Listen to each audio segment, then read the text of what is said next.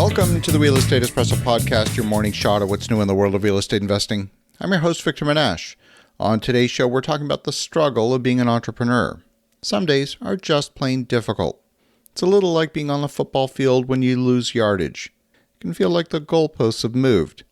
Yesterday was one of those days. We had the goalposts move more than once. On one project, we had the seller of a business change the definition of an asset. We thought that when we were buying all of the assets of the business, it meant we were buying all of the assets of the business. Well, the seller had a different idea. First, they wanted us to buy the shares of the business, which meant we would be buying the liabilities of the business in addition to the assets.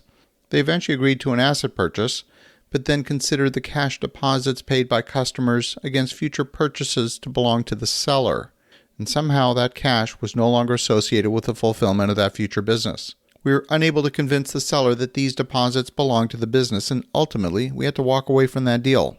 We had another project that was running up against a deadline. We found an arithmetic error in the design. A design drawing that we thought was nearly finished will need modest rework.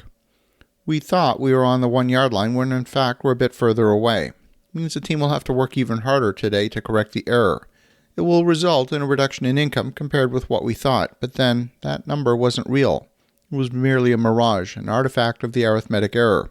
It was an easy mistake to make. Once you get immersed in the details of a project, it's easy to get fixated on the minute details without stepping back and looking at the big picture.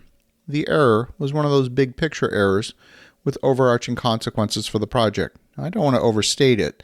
The impact will be to reduce the revenue by about 7%, and the profitability overall still remains very healthy. It would be easy to be frustrated by the mistake, but in fact, I was glad we found it.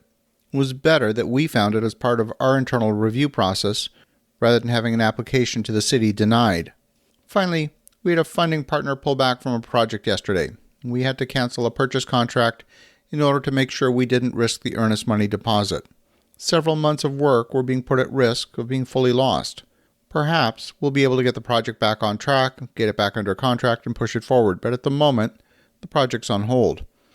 This third setback was probably the most disappointing of all of them.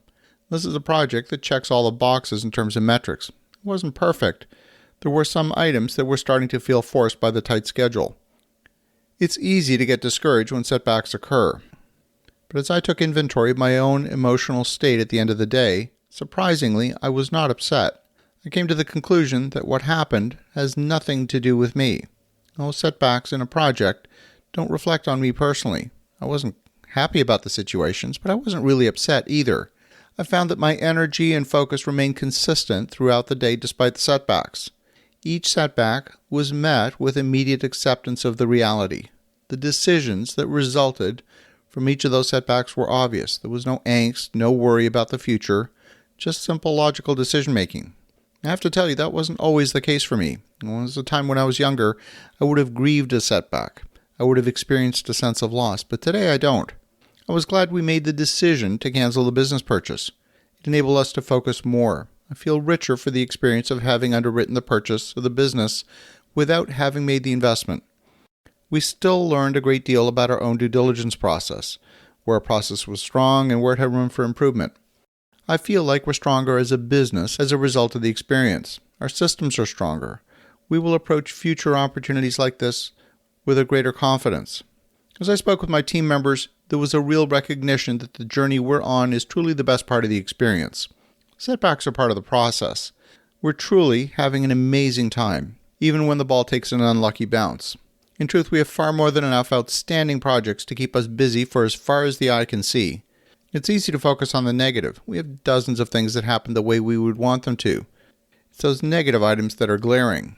So I'm closing up the day with an immense sense of gratitude for the commitment of our team and for the support we've received along the way.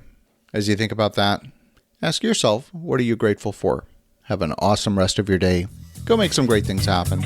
I'll talk to you again tomorrow.